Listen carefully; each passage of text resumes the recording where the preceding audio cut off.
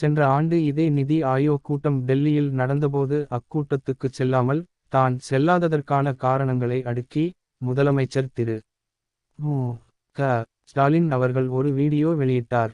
அப்போது சொன்ன காரணங்கள் இப்போதும் தொடர்ந்து கொண்டுதான் இருக்கின்றன. அப்படியிருக்க இம்முறை மட்டும் ஏன் செல்ல வேண்டும்? எல்லாவற்றுக்கும் காரணம் அமலாக்கத்துறை படுத்தும் பாடுதான்.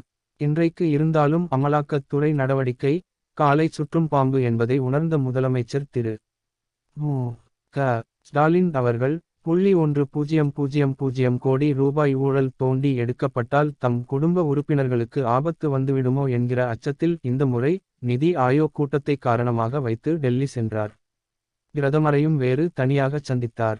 உண்மையிலேயே அந்தச் சந்திப்பில் அமலாக்கத்துறை சோதனைகள் வழக்குகள் தொடர்பாகவும் தன் குடும்பத்திற்காகவும் ஒன்றிய அரசின் பிரதமரிடம் எதுவும் பேசவில்லை என்று தமிழக முதலமைச்சர் திரு மு க ஸ்டாலின் அவர்களால் மனசாட்சியுடன் வெளிப்படையாக கூற முடியுமா?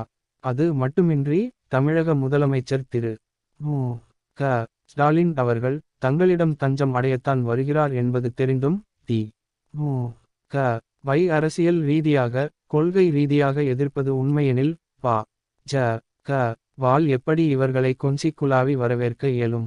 நாம் ஏற்கனவே சொன்னது போல இதுதான் இவர்கள் இருவருக்குள்ளும் உள்ள மறைமுக கூட்டின் வெளிப்பாடு. இச்சூழலில் நிதி ஆயோக் கூட்டத்தில் கலந்து கொண்டவர்களின் புகைப்படம் ஒன்று வெளியிடப்பட்டுள்ளது. அதை உற்று நோக்கினாலே பூனைக்குட்டி வெளியே வந்தது புலப்படும். அந்த புகைப்படத்தில் ஆ ஜ க உடன் வெளிப்படையான கூட்டணியில் இருக்கும் ஆந்திர முதலமைச்சர் திரு சந்திரபாபு நாயுடு அவர்கள் ஒருபுறம் முன்வரிசையில் நிற்கிறார்.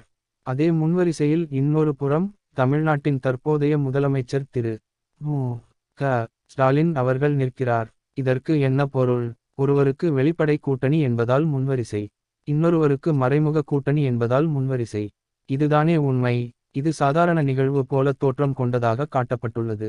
ஆனாலும் தி மு க ஆ ஜ க இடையிலான மறைமுக கூட்டும் பேர அரசியலும் வெளிச்சத்திற்கு வந்துவிட்டதையே இது காட்டுகிறது. இதுவே இதன் பின் இருக்கும் மிகப்பெரிய உண்மை. முற்றுப்புள்ளி. ஒன்றிய பா ஜ க அரசின் வஞ்சிக்கும் போக்கை கண்டித்து பா ஜ க ஆட்சியில் இல்லாத மாநிலங்களின் முதலமைச்சர்கள் இந்த நிதி ஆயோக் கூட்டத்தை நிராகரித்துள்ளனர்.